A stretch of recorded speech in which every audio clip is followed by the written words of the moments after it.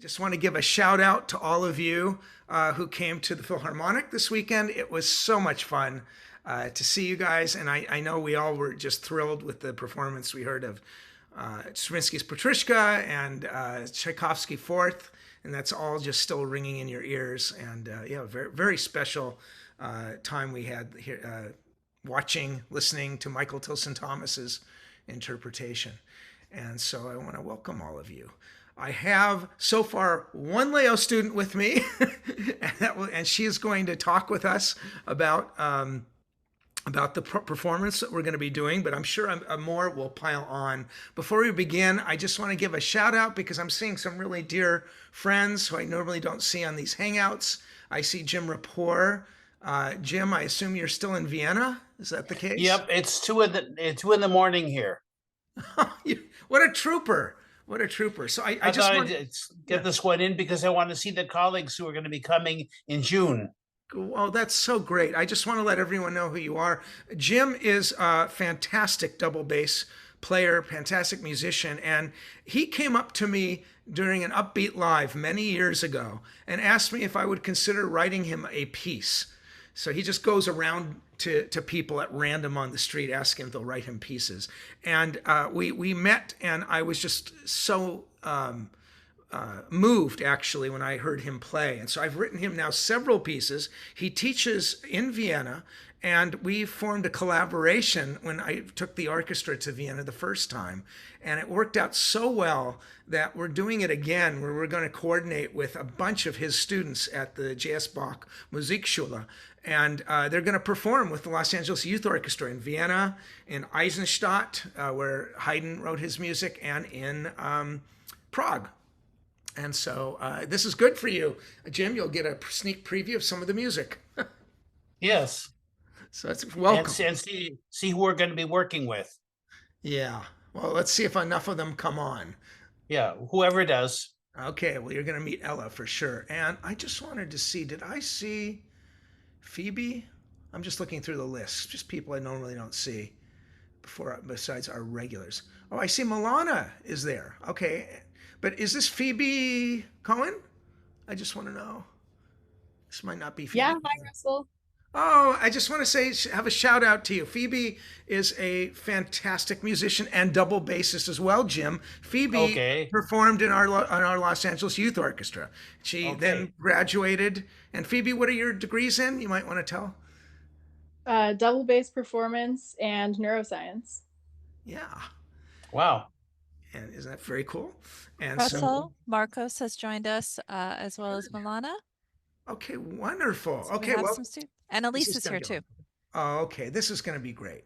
Okay, so what I'm thinking, and by the way, this is, I think you all remember in the consortium, this is Joyce Labriola, the executive director of the Los Angeles Youth Orchestra, and she's helping me host this along with our consortium member and board member, Laura Danley. This was Laura's idea to do kind of a Zoom pre-concert talk. And so for the LAYO upcoming concerts, I thought it would be fun to do two different ones because we have two different levels of orchestra, but that's not really how we're going to do it. I want to first talk about the pieces that the upper orchestra is doing for this hangout, and we're going to spend half the time with my new piece, and then the other half of the time with the Beethoven Sixth. And then next week, I'm going to also include members of our intermediate orchestra, the Ruth Boren Concert Orchestra, and we're gonna just have everyone talk about all the pieces. So instead of me just doing a pre-concert talk like I always do, I'm gonna have a lot of company.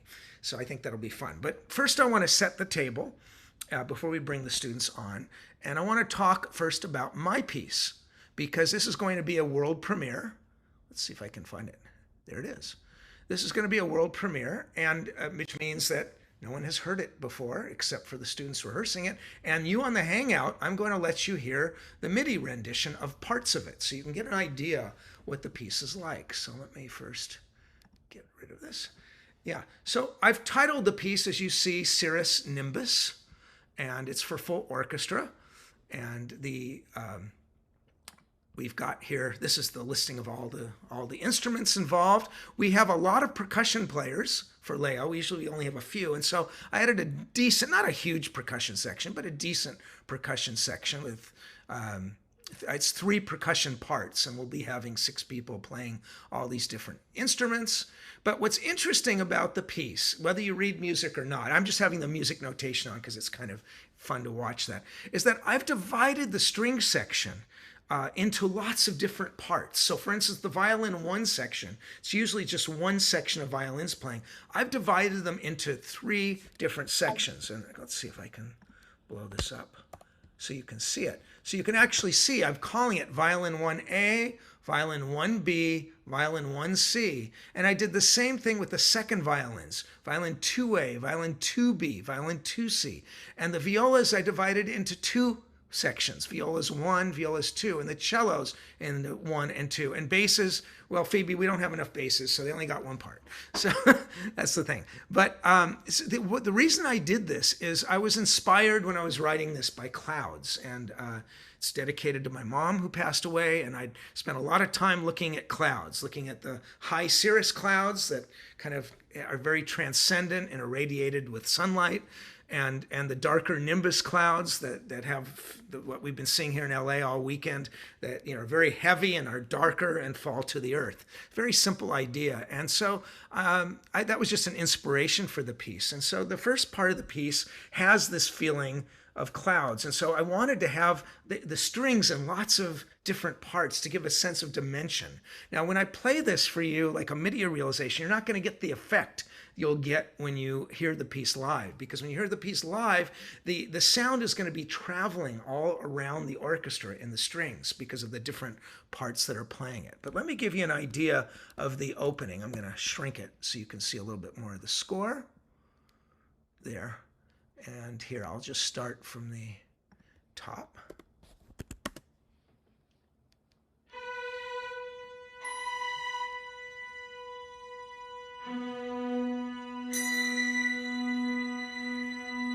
So this opening is just one note, just this note B, and again, this is a MIDI realization, so it's not going to be completely accurate. But the idea is that the B has a lot of blurry effervescence because some of the students will play the B by plucking it. Some of them will play it by just striking it with a bow, and others of them will be playing a harmonic, which is a very light bell tone, by very lightly touching the string, and that's what sustains it. And so it has a little bit of an energy. I also have percussion and woodwinds coloring that. And then this B is going to gradually fill in with a chord. So I'll start from here.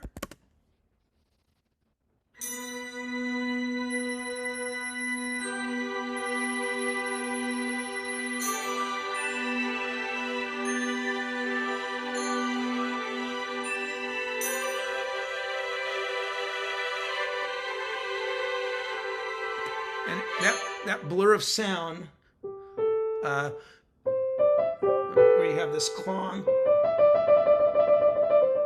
that's the first little melodic element that's going to dominate the piece, coming out of this blur.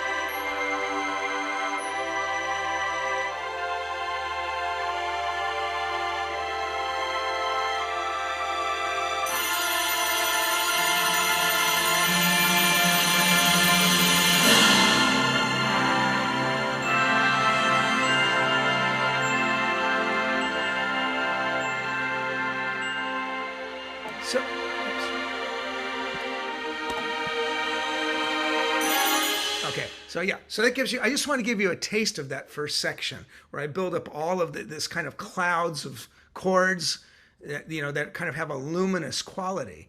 And then we get to a second section here that gets a little darker with the clouds. And you can see that in the music, as you see here. And I have them, you'll have the students will talk to you about this with all the scales and things that they're doing. And this was, again, just to give this sense of tremendous motion and turbulence. I'll give you a taste of it.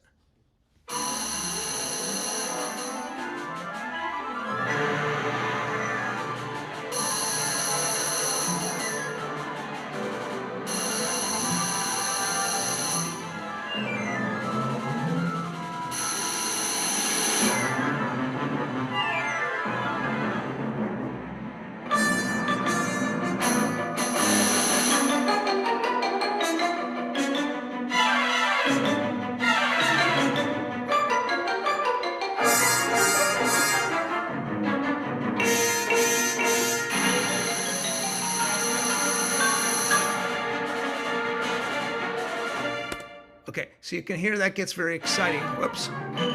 So there's a delay. So it gets very, very exciting.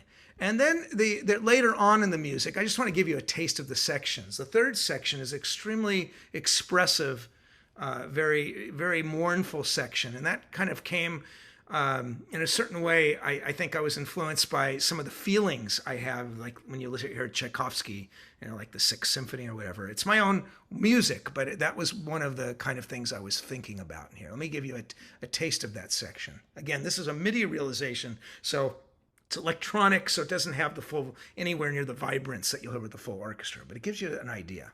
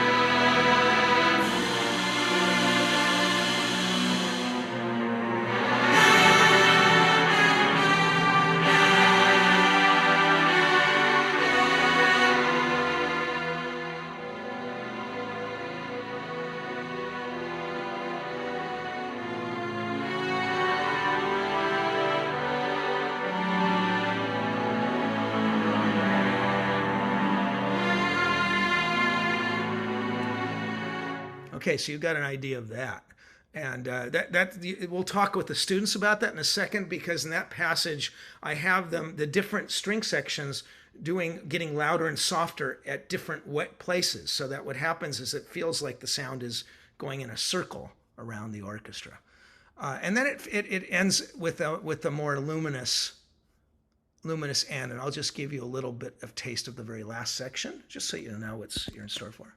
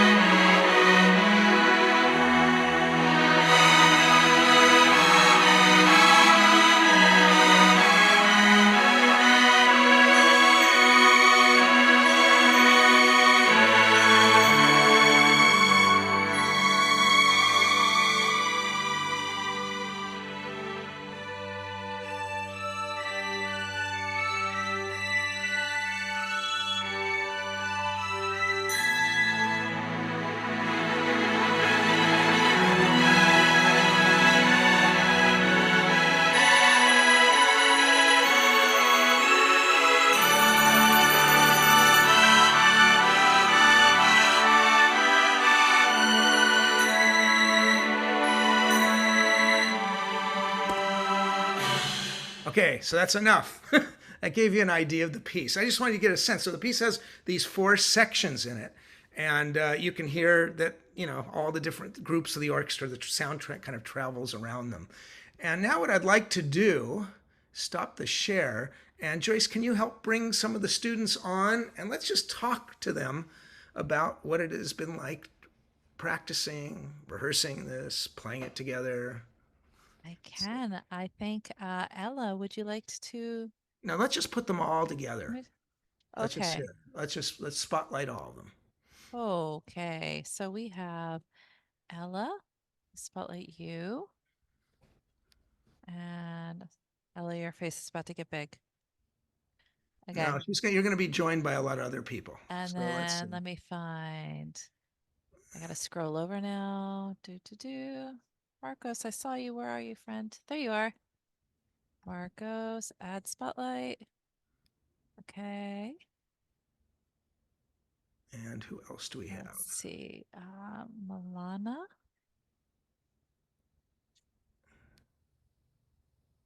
I just want to make sure I get all you guys here. Yeah. I think Milana. Yeah, Milana. And here's Yo-Yo. Let me see if I can get There's Yo-Yo. Can you get him? I'm looking. Where does it say spotlight? Milana, there you are. Oh, that's weird.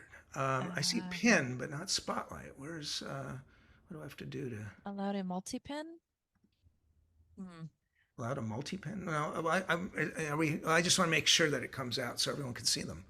And also I want to make myself spotlighted. Oh, maybe they've changed. Oh, here it is. Maybe you can only do two? No. Okay, there's We can three. fill it up. We can fill it up. Might be because Milana's video isn't working that I can't get her. No, I'm having trouble with Yo-Yo too. Okay. Let me see. Maybe I can't do it in the. Let me just see if I scroll. Maybe I can only do. Just hold on, gang, 1 second. It'll be worth it. Plus, this way I get to scroll through and see everybody. Milana's having some issues. Milana, let me see if I can unmute you myself since I'm a host. That might help you. Well, maybe Yo-Yo, it's because of the way you're on. It's only letting me pin. Well, I'll see what happens when I hit allow to multi-pin. Let's see if we get you. There you are, Milana. I see you. Okay. Okay, well, I've got some of you up. So let's start first of all. I mean, I guess people need to know you. So let's start with that first. So Ella, why don't we start with you first? And why don't you just introduce yourself, tell everyone where you're from, where you go to school, how long you've played, what instrument, etc.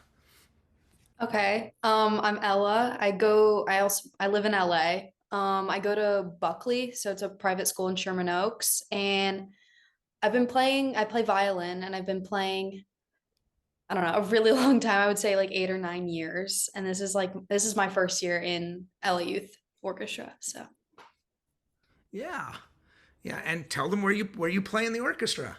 so it's a little confusing because of Russell's piece. But for the Beethoven, I sit principal second, and then for Cirrus Nimbus, I sit like, I don't know how to explain it, like second violin B, but first chair of that. I don't know if No, if you said it that's very I think well. the best Yeah. way to explain that. So for those who came late, what makes my piece a little unusual is that I've divided the strings into lots of separate parts. It's not really that unusual for contemporary music, but for the youth orchestra it is. So the violin ones are in three different parts, A, B, C, and violin twos are in separate parts, A, B, and C. And so they're sitting in different places. So instead of the whole section playing the same music, Ella is playing the same music as probably you and 3 other people, right? So there's 4 of you on that part. 4 of you on that part.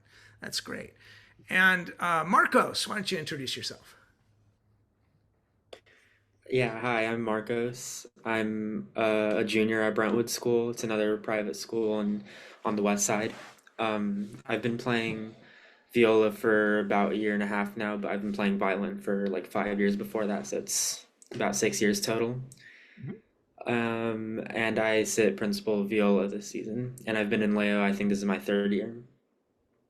Yeah. And I should be asking you guys to also share anything else about your life, anything other, other than music. That's a big part of your life. Music's definitely the biggest thing, but I play some sports as well, but it's really just music. Okay, that's great. That's great. And Ella, what about you? I didn't ask you that. Yeah, music is probably one of the biggest things in my life, but I run track, and I'm on student council at Buckley. So, and then I do a couple other service stuff, but music is probably the biggest. Okay, great. And Milana, please introduce yourself. Hi, my name is Milana. I play violin. I've been doing it for 9 years, I think. And I'm in the violin 2 section for Beethoven. And for Russell's piece, I'm in violin 2A, but the second chair. What was the other question? Sorry. What else do you do besides music, or any other Well, thing you do in music? well, mostly creative writing. I like to do that and art. So, but a lot of music too. So these are three very serious young musicians, and it's God. We've had such a good time rehearsing together. At least I have with all of you, and we have now also one more. Now this Yo-Yo, can you unmute yourself, Yo-Yo? Okay. Okay. Now, I just want everyone to understand before I introduce you that Yo-Yo just came to the United States just recently from China, I don't know, a couple of months ago. And so, 6 months. oh, 6 months ago. Okay. A little longer than I realized. And so, why don't you introduce yourself? Tell them a little bit about yourself. Like I play like cello like 5 years. 5 years. Probably. Yeah. Yeah, like, and I play piano like 8 years. Mm-hmm. And I just wait. How do you? That's okay. Good. What school do you go to, Yo-Yo? Oh, AC still. You go to AC Stell, and that's a school Yeah. in Malibu. Excellent. Excellent. Yo-Yo told me he played piano because we're having a big chamber party at the Cohens the end of this month, and so he said he wanted to make sure that he got piano music in addition to cello music. So Yeah. it's going to be fun. We're going to be playing Mozart. I'm playing in a group with you. I just found out today. That's going to be Okay. fun. That's going to be a lot of fun. Yeah. Okay. So let's go around. So let's talk about what is this like playing my piece? What have you noticed? What's been fun? What's been not fun? Etc. Etc. You want to start, Ella? Oh yeah. Wait. It's been a really different experience than anything I've ever done before playing Cirrus Nimbus, because like splitting up the violin so much, like the person to I think like the right of me is actually Melina. So we're playing different things a lot of the time. So it's really like I need to always make sure that I know exactly what I'm playing, and I'm very how do I say this? I'm very in tune also with everything else that's happening to make sure that like the dynamics that I'm playing are kind of exactly what's written, but also move with the rest of the orchestra. But it's been really fun, honestly, because we have such a creative liberty with it, because it's we're premiering it for the first time, so we're changing things every day and kind of just figuring out like what sounds best. So I don't know, for me it's been a really fun experience, but it has been challenging making sure that like, especially because I'm sitting first chair of like this little section that I'm playing in, like I need to make sure that I'm on top of everything so I can help the rest of the people and make sure that we're all playing what we need to at the right time. Yeah, it's hard, isn't it? Because sometimes you're actually playing more in sync with a violin one that may be on the other side of the room, right? So we spent a lot of time trying to figure out how to position everyone. So we changed the way you're seated, right? We've got you like in three rows going back. So you're playing the same part as someone in your row, but your actual part in that row might be similar to what the back row of the violin one is playing, something like that, right? So that's the tricky part of it. And it changed around a lot. Milana, what is, since you're sitting right next to Ella in my piece, but not playing the same music, what is that like for you?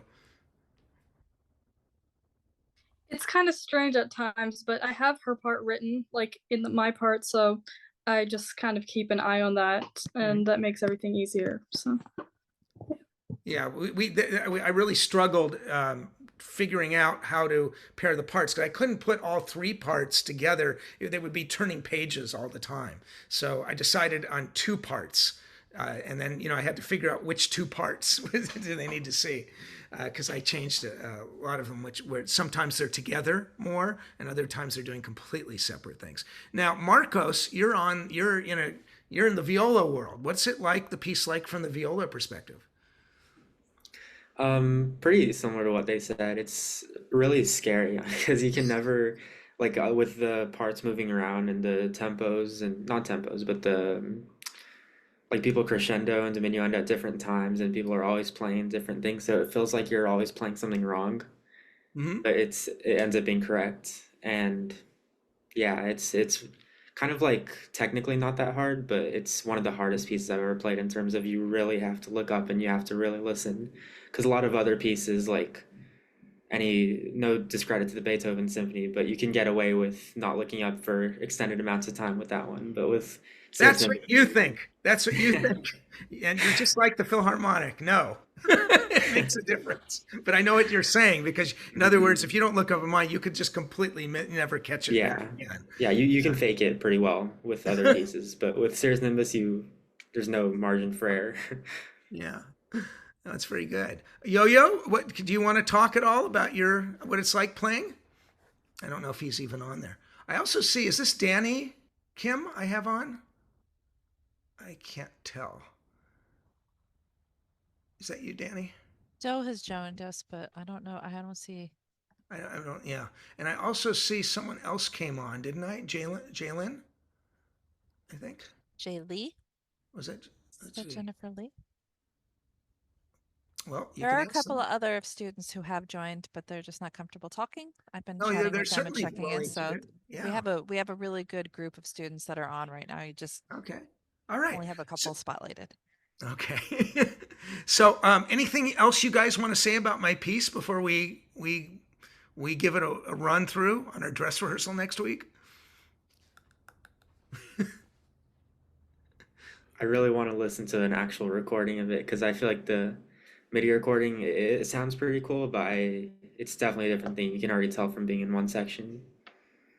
Yeah. Oh, it's not completely different, but it's so different listening to like basically like more of like an AI generated version than actually playing it. I remember our first like sectionals ever doing it. Like I got so lost a couple times and I was just, it's what Marcos was saying. Like if I don't pay attention and I'm not fully focused for like, a good minute, I'll completely lose where I am and like get so lost. So it's like it's really different than listening to the recording because it's so like spatial. I don't know if that's like the right word to say because like I'll be doing something in like my 4-person section and I'll hear something similar in like violin one or even like in like the winds or the brass. So you have to be really conscious of everything else that's happening.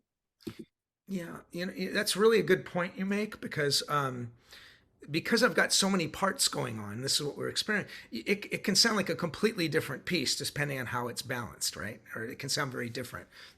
And so that's when we're trying to shape it. When like you said, the AI MIDI thing, I didn't spend tons of time tweaking the mixing. So there are a lot of important parts that get lost and some minor parts that it never can cut through. Like your part in the second violins, when you play the fanfare, I can never get you as loud as it is in the MIDI recording because the violins are just not going to be as loud as brass. But the electronic thing didn't know that, so I should have gone in there and ducked that out. So that's a good point. It's a good point.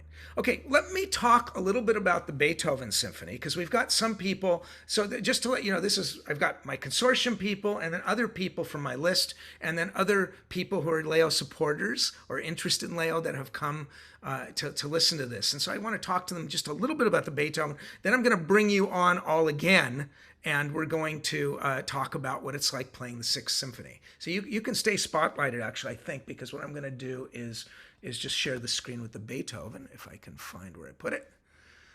Right here. Yeah. So and I think I've got my picture up here so I can be seen a little bigger. Boop, something like that. So let me just talk a little bit about this piece that we've picked because Beethoven Sixth is I think the greatest ode to nature ever of all time, any artist. When Beethoven wrote this piece, he titled it Symphony Pastoral, and he was really worried that people were going to not treat it seriously because instead of being an abstract symphony, he was giving this whole programmatic view of country life, and so he took great care. It really bothered him, and in the score he actually took the time to write in German that this is more an expression of feeling than of painting, because he was worried, just like today we deal with film music, he was worried about that people were just going to discount it as kind of like the equivalent of film music. That's music that's just accompanying something else rather than as the other way around. The music is the foreground, but it's giving you the feelings of all these experiences. And sure enough, when the piece was performed, even though it was very popular, it also got a lot of criticism. People said, "Oh, this isn't a serious symphony at all," and it had to fight that. And I think there's no question now we regard it as one of the greatest pieces Beethoven wrote. He wrote this piece at the exact time as the Fifth Symphony, and in fact, could have easily been the Symphony Number 5, and the one we know is 5, Number 6, because they were both completed and basically performed at the same time. And I think that's amazing, because it's hard to imagine more different music than the Fifth Symphony and the Sixth Symphony. The drama, something more dramatic, and then it's hot that it comes from the same composer is so amazing.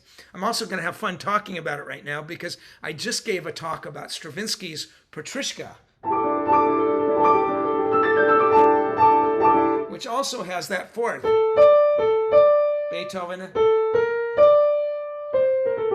Beethoven also has fourths through the whole piece. So you hear that as a motif through the whole thing. I don't know if that was intentional, but Stravinsky definitely was channeling his Beethoven clongs in Petrushka that way. The other thing that makes this Pastoral Symphony so original and different is that, while at this time most symphonies have 4 movements, this one has 5 movements. Or maybe it's 3 movements, because the last 3 movements are played without pause. And further, each movement has a programmatic title to it. The first one is the cheerful feelings on arriving in the country. The second one is a scene by the brook.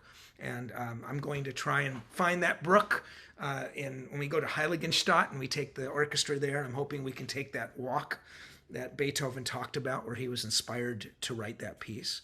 The third movement is a gathering of merry country folk, and then that gets interrupted by the fourth movement, which is a storm. And then after the storm, like the one we just had, there's a there's a hymn of thanksgiving, and it culminates in this wonderful rainbow. And so it definitely tells a story. And in a certain way, this piece very much starts the whole, you could trace this route into programmatic music in the 19th century, because the Pastoral Symphony leads directly to Berlioz's Symphonie Fantastique, which leads to all kinds of programmatic music in the 19th century, culminating with Richard Strauss's tone poems, where he literally is like creating like a novel in the orchestra. I mentioned that when I talked about the Tchaikovsky Fourth Symphony, that the Tchaikovsky Fourth Symphony in many ways was very influenced by this piece, because it's also programmatic, it's autobiographical, talking about Tchaikovsky's life in a very real way. And so that part is all original, but that isn't the thing I want you all to be aware of, is that we're doing some original things in the orchestra. I'll be talking about the students with the students about this, because I think this piece is more spatial than my piece. Even though Beethoven doesn't divide the strings into all these multiple sections, he plays around with really interesting ideas. One of which, it sounds almost like rock music. He has a groove right in the first movement, and it's like in the old days, if you played records, it sounded like a record skip. I guess we don't have that analogy anymore, but this groove just keeps repeating.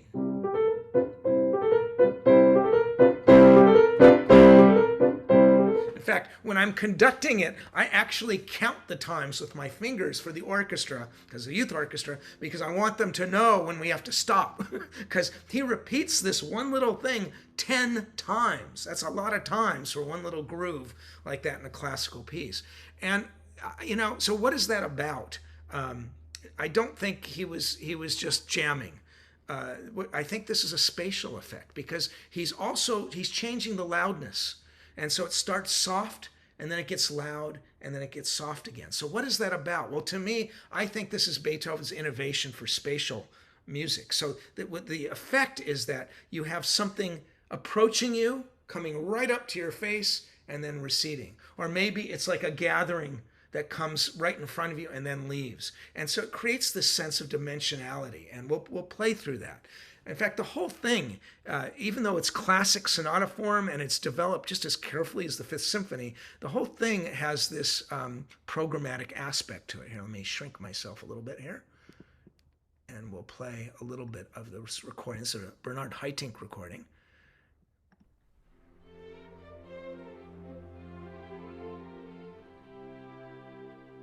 I'm taking a little more time than Haitink because to me, what I always think of when I go to the country and I get out of the car or whatever is the first thing I want to do is breathe the air.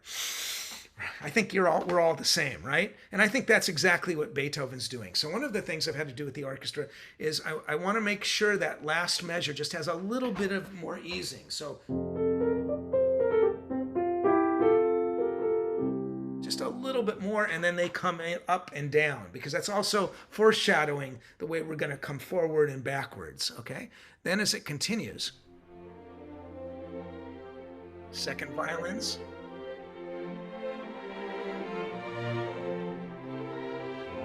You know, and that sounds like different music, but it's the same thing, you know, because the second violins are doing, they're just not going, but they're going, and then the violins, first violins answer. Very cool how he's always keeping it alive. Here we go. 5, 2, 3, 4, 5. Change. And then the woodwinds.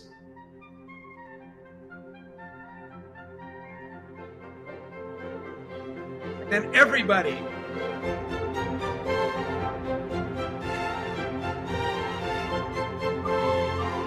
So we have the whole forest singing, and on the very top, Beethoven writes these flute bird calls right here.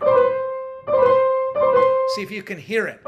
We're working very hard to quiet the rest of the orchestra so you can hear these wonderful bird calls Beethoven puts on the top. Right here. Here.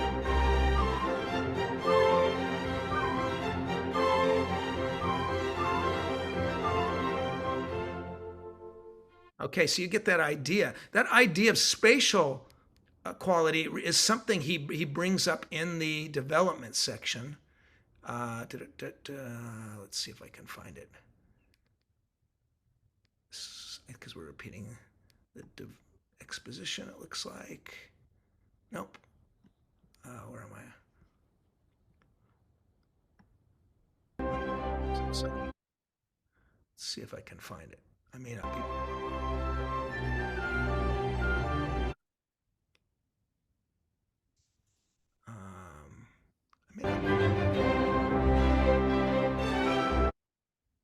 One second.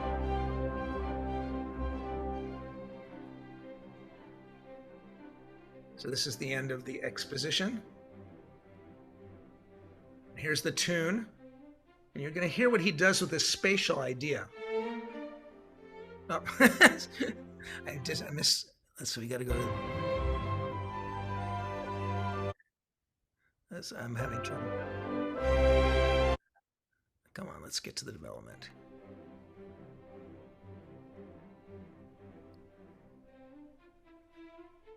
Now we go on.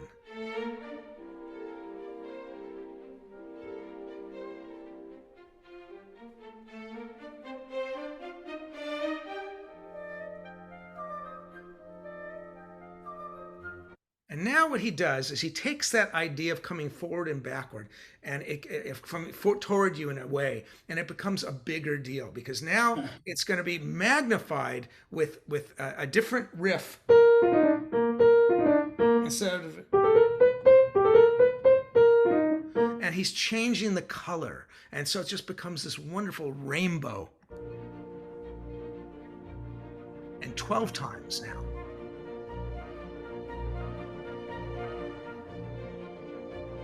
Times, and it changes.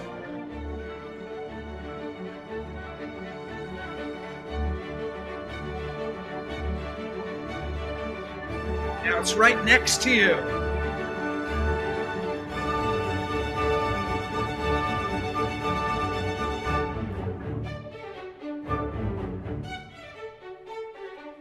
And then just what I'm trying to do in my piece, the sound moves around the string section. You get it from the violins, then the cellos, and then the seconds. So it actually starts to circle around you.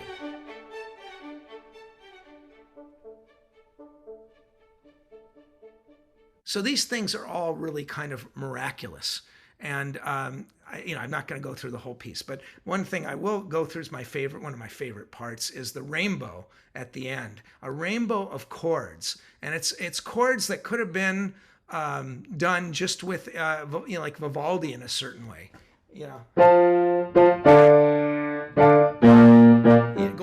Going down in thirds, and it is just so glorious. So let me just play you the rainbow somewhere in here.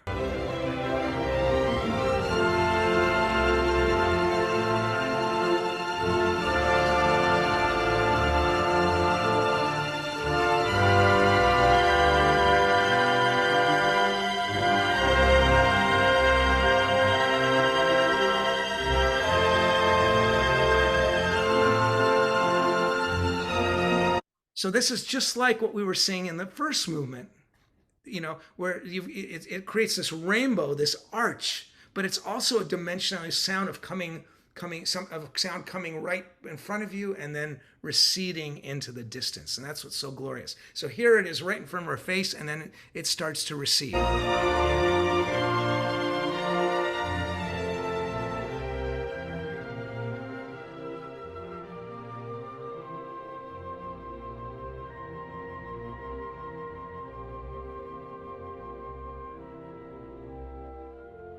And then you get a prayer of thanksgiving.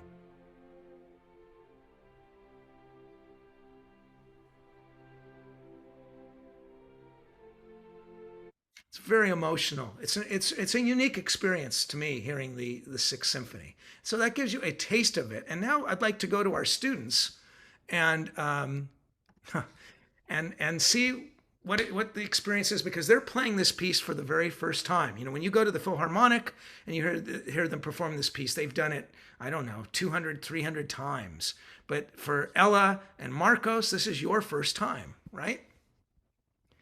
So talk about it. What are you enjoying particularly? What is really hard and challenging, etc.? What can you fake? As Marcos is saying. Yeah, go ahead and unmute yourselves. We'll just have a conversation.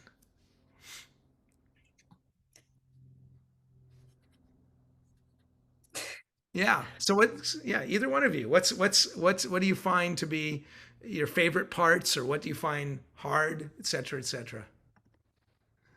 I don't know. I had never really of course I've listened to this before playing it, but it was not like a piece that I would regularly listen to. But I think being able to play it and really hear all the different parts of it and the little nuances in it has definitely made me hear it and see it in a different kind of way. And it's been really challenging. I think, especially the dynamics, I think have been the hardest thing for me to kind of grasp, because it's so nuanced, and it's not it's so much more than what's written on my music. So it's really important for me to really listen to what you're telling us about it, and also just following and looking and really being in tune with what's happening, because it's so much more than what's written there. So Wait, let's stop with that. That's really important what you're saying, because I bet a lot of people who are listeners aren't aware of that. Talk to them a little more about what it means. It's more than what's written on the page. Well, I have dynamic markings and whatever else I've written into my music as to what, you've told us you kind of want the piece to sound like more, and kind of, what it should sound like. And also, there's obviously the markings that Beethoven had written in terms of dynamics and different kinds of phrasing and all of that kind of stuff. But it's so much more than that, because it's also how am I making my part fit in with the rest of the orchestra in a way that's there's parts of it where my section needs to come out a lot more. And, especially when we first started rehearsing the piece, you could not hear second violins at all. So there are a lot of parts where we need to be, you know, a lot louder. But then there's also times like you were saying in the first movement when like, you know, that first big, like, I guess like grand theme kind of comes in where like those flutes have that little melody and you have to make sure that like we're not covering them. So it's a lot more than what's written on the page. And like, you know, I've always written little like cues in for myself, especially in that part. Like I write flute and stuff like that just to make sure that I'm coming down and being a little bit quieter. But then also, like, I think looking at you is probably one of the most important things because, yeah, you're obviously like you're beating the time, but also like there's so much of like the emotional kinds of aspects that come from the piece that come from your conducting. So it's really like for me, it's making sure that like, yeah, I know what's written on the page. I know what I'm supposed to play, but also like, let me make sure that I'm in tune with you. So what you want us to play is actually being heard. Yeah, and then sometimes I'm slowing down and speeding up too, right? And Exactly. Yeah. trying to phrase things out. And Beethoven doesn't necessarily, he puts some of those markings in, but not all of them. The other thing that maybe I think many people are aware of, but not everyone is how much work goes into what direction you move the bow. You know, so people who aren't string players don't understand what a big part. Now, Beethoven doesn't mark that, right? He doesn't mark whether you do something pulling the bow down this way or going up. But talk about what a difference that makes when you play one way or the other. That's something we've kind of like messed around with a little bit as bowings. And like, you know, there were some in my parts that I had, you know, kind of noticed actually very recently that, you know, in sectionals, I was like, this makes no sense. Like, can we change this? But a lot of the phrasing, I think, comes out of like, you know, which way you start a phrase in terms of like up bow or down bow or which kinds of like, you know, because Beethoven doesn't give us a lot of like phrase markings of like, you know, I don't know, for example, like mercato or things like that. Like he doesn't really put that in the music. So being able to like, you know, hear what you kind of have to say along with our sectional coaches and like kind of, if I'm like playing something and I'm like this bowing like number one, like it doesn't, you know, we're supposed to be a little bit quieter, just making sure like, you know, that we're not accenting certain parts like with up bows, because that can, you know, easily happen. And also like, I don't know. Explain to them how that works, or Marcos, either one of you. I don't think most people know why. What's the difference between sawing down or sawing up? Yeah, it's the same for violin and viola, but I think it's especially more important with viola because one of the differences in the instruments is the bow. The bottom of the bow, it's called the frog, is a lot more heavier, obviously, than the tip. It has a little counterweight on it a little bit, and also that's where your hand goes. So naturally, that's where there's gonna be more weight. So it'll give you a lot of a heavier, like denser and richer sound than at the tip. So for a symphony where you need so much contrast between like lighter parts, like the birds, and heavier parts, like a river, it makes a big difference. And I remember the viola coach Brian Gonzalez on the first day of rehearsal, he was telling us because we had played Brahms 3 last semester, and that piece is technically a lot more of a challenge, like in terms of your actual technique. But everything else kind of went after that. So the Beethoven is equally as hard, but in a different way because the technique comes a little bit easier. But then when you have to match the bowings to how the mood of the piece should be, then it becomes a real challenge. Yeah, yeah. I don't think people who are not you don't play a string instrument knows how much time we spend arguing and discussing whether something goes up or goes down. And people will die on that hill of which the correct bowing, and then a week later change their mind again, right? I've seen that over and over. A lot of thought has to go into that, right? Because it has to do with how you want the phrase to come off. Beethoven gives a lot of indications, but not to that detail. No one does. And so a big part of being an orchestral musician is really trying to understand deeply, right, what the intention of the music is and what is going to make that work the best. Also, the way you might bow it if you're one person is different than having a whole section do it, right? Oh yeah, because it's like, yes, it's about phrasing, but it's also certain bowings for certain passages are going to be more natural than others. Because like I think violin and viola are such like, you know, the positions that we have to like kind of contort our body to play in are not supernatural, you know. But for bowings, like I don't know, for certain passages, starting at up bow or starting at down bow makes like a huge difference in terms of like the comfortability to like play the passage, because like, you know, it can get really awkward if there's a lot of string crossings and there's a lot of like, you know, different technical things that you have to do. And if you're starting it up bow or down bow, it can make just like a huge difference in like how comfortable it is to play. So I think that's another thing that like we as like string players really focus on is like, yeah, this is hard music. You know, you learn the notes, you learn the bowings, but you also need to phrase it, but also how can you make it as comfortable and as easy as possible? And also like, at least for me, especially, you know, being a section leader, I'm always trying to look up from my music and not be looking. So it's like, how can I pretty easily like memorize it to a certain extent to where I'm not glued to my page? And part of that is also like, you know, if my bowings are comfortable for the passage or section I'm playing, I can be a lot less stressed out and a lot more, you know, kind of chill in it, and like, you know, be able to kind of move my eyes around, be able to express more like with my playing and stuff like that. You know, this lets people know when they go looking at when they watch an orchestra on stage, one of the things you can't help but notice is seeing if the bowing is all coordinated, right? You know, it's one of the things audiences notice, but there's so much more to it. Jim Rapport was commenting in the chat that the bowing is actually much more complicated than the left hand in strings, and it does. I think it's very counterintuitive, but very, very true.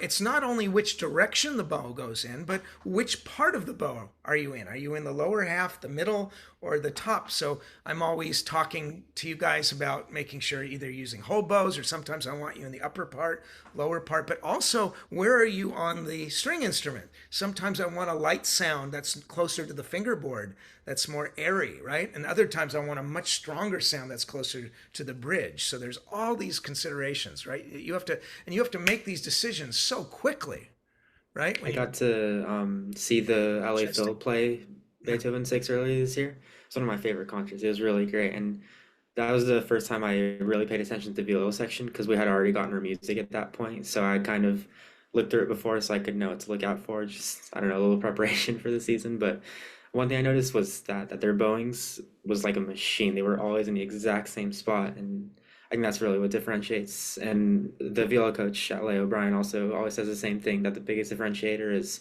bow placement. And what does he say exactly? I forget in exact words what he says, but he says pretty much that that's the biggest deal breaker. You're trying to create a uniform sound.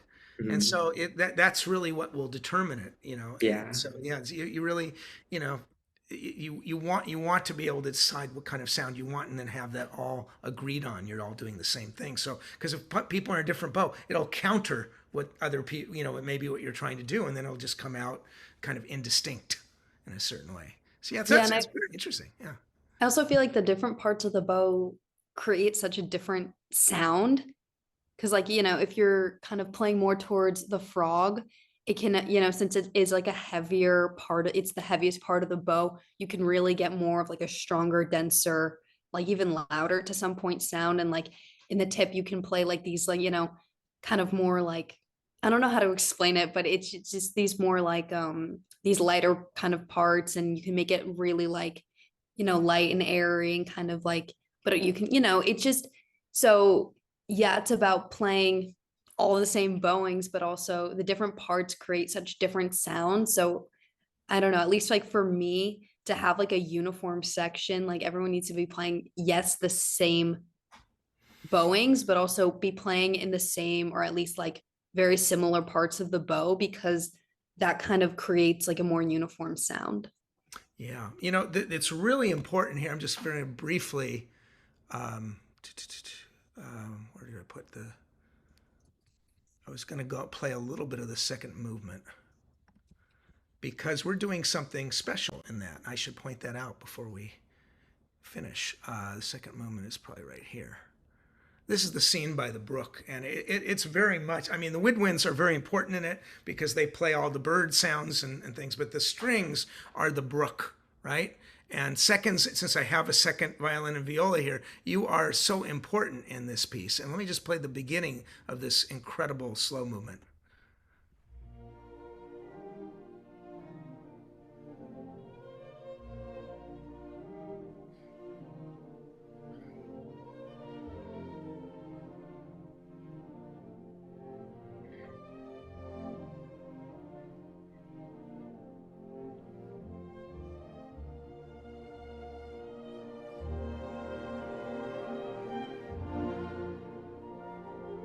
Let's go there. Listen to seconds and violas here.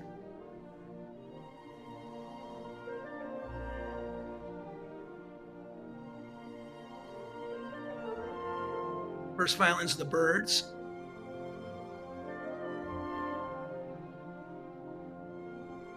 So that's extremely, extremely delicate. And we've worked very hard, violas and seconds, haven't we, to keep that from getting too loud.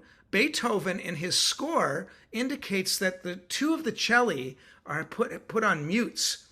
And just the two front desks play this. So this cello part is just two cellos. But what I have done is I've asked all the strings, except the basses, I guess, to be muted.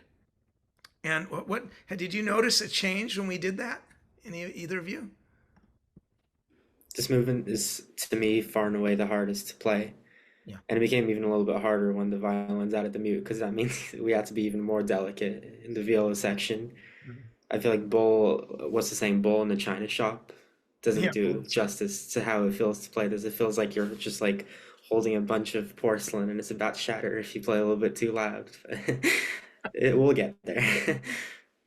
At the same time, I'm trying to get you to shape it, right? So it's not, I don't want it like machine guns. But we've also talked a lot about not playing both notes equally, right? Right, so the second note is just like a decoration, but you're hearing da da da da da da da da da, right? So that's pretty difficult and delicate stuff. But for me, what I noticed, we don't have any wind players here, but as soon as I muted all the strings, I was able to hear the woodwinds because you guys were covering all the woodwinds because you're moving so fast. Yeah. I will say the shaping of all of the 16th notes, as like I know it's the same for violas too, has possibly been the hardest thing I've ever done because like it's already a lot because there's a lot of notes. They're kind of always changing. It's not really, the piece doesn't have a lot of repetition in it. So it's, you have to be very calm, like very conscious of like what notes you're playing, but then it's also, and we're playing them mostly in like one or two bows and it's, all of these notes. So shaping it has been really, really difficult for me because, like having, being able to like emphasize certain notes when I'm playing the same bow and for this like, this little passage. It's been really tricky. And also I think that I really agree with Marcos because it's also like, we're all playing, it's a second violin is a pretty big section. And so we have to make sure that like we're all playing pretty quietly because, even lower than like probably what the like recommended dynamic marking is because all of us playing together, it's going to sound a lot bigger than just like one person playing it. So it's been really tricky. I also feel like the second movement's kind of an endurance test.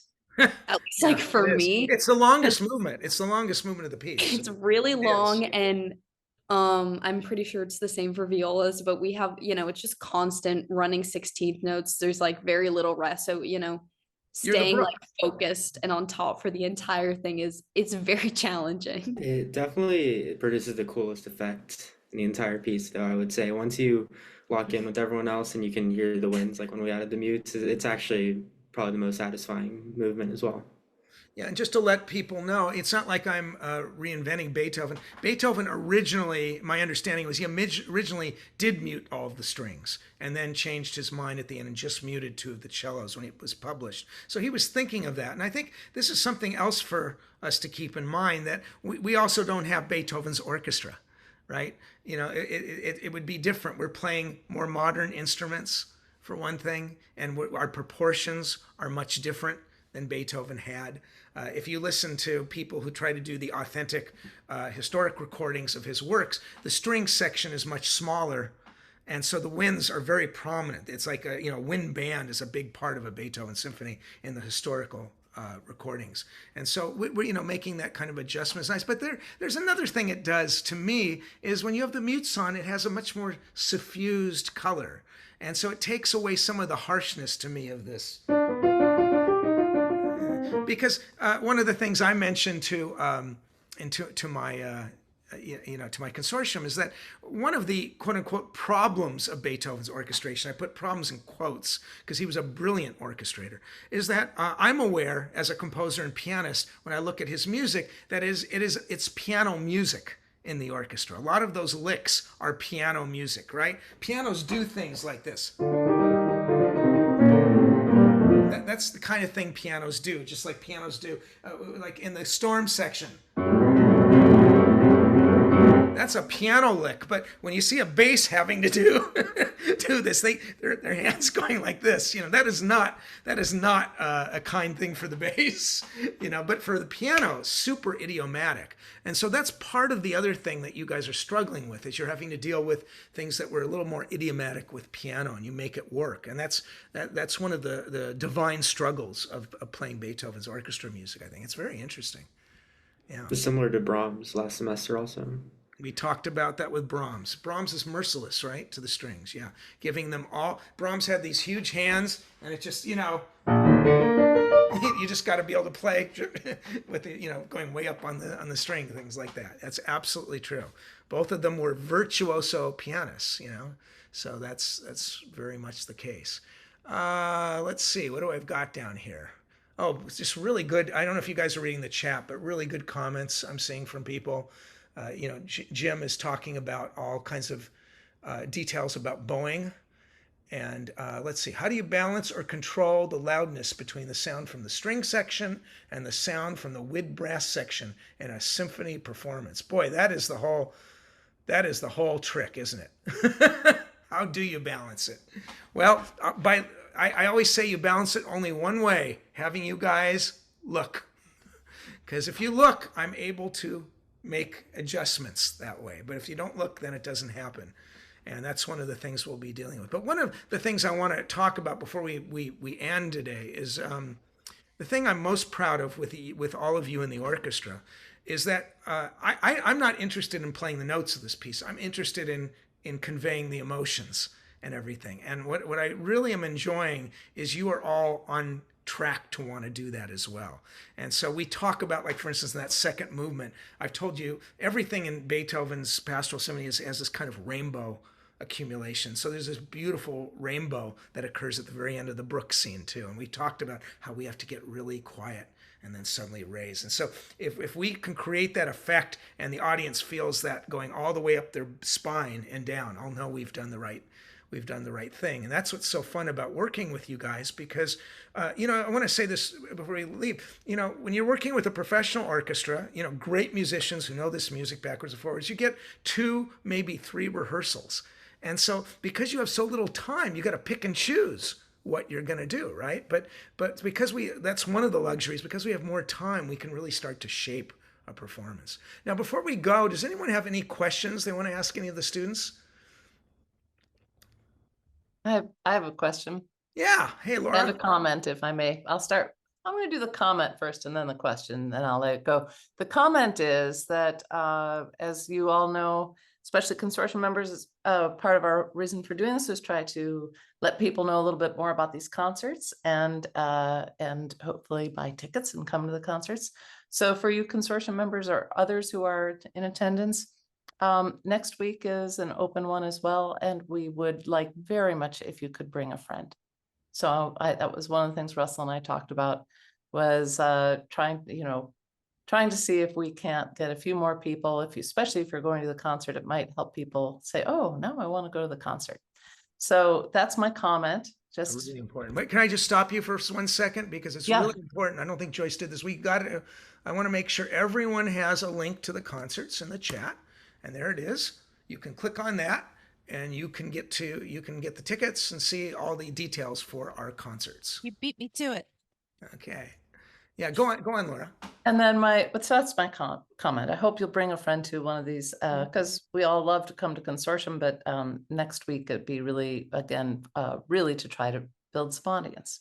My question for the students is, what, if anything, do you take back to your schools, back to your respective lives? When you all come together from all over the whole LA basin, then you go back. Is there anything that you take with you back to your school, back to your school work, back to your families, that you feel playing in this orchestra has changed you or taught you or given you some perspective that has played out in other areas of your lives? Either of you? I can talk first if that's fine. I think I've played in a lot of orchestras in my life, and I think one of the great things about LAYO is that and Russell talked about this earlier, we're so focused not on just like, yeah, playing the notes, playing the piece, but so focused on like, the emotion that the piece conveys and like all of the kind of more nuanced stuff in it. And I think for me, and going back to like my school orchestra, or I go to a music school also, is like making sure that I can also try to bring that into the stuff that I'm playing there. And also one of the things for me is I've never sat principal before. Like I've been in tons of orchestras. I've done a lot of orchestral music and stuff like that, but I haven't been able to sit principal before.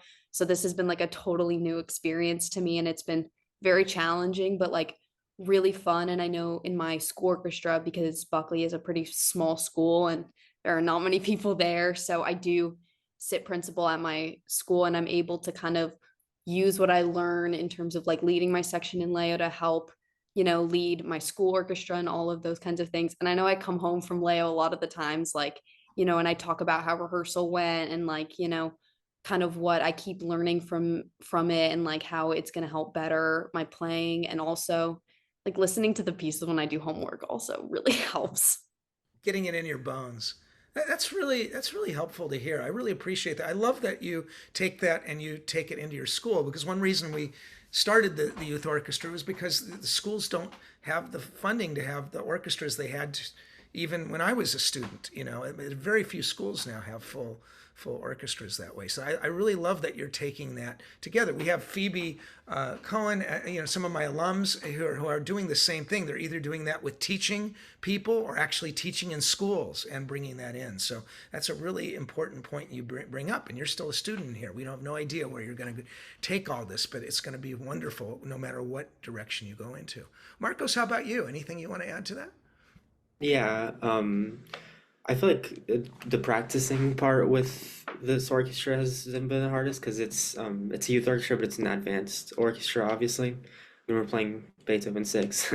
And I feel like with individual practice, if you're playing a solo piece, if you don't practice enough, that's kind of on you, and then you just face your own consequences. But with this, everyone's kind of dependent on each other, and so it puts a lot more pressure, but in a good way. And I think that applies to everything else in my life, I would say. And it's kind of random, but there's this guy on Instagram, and he was I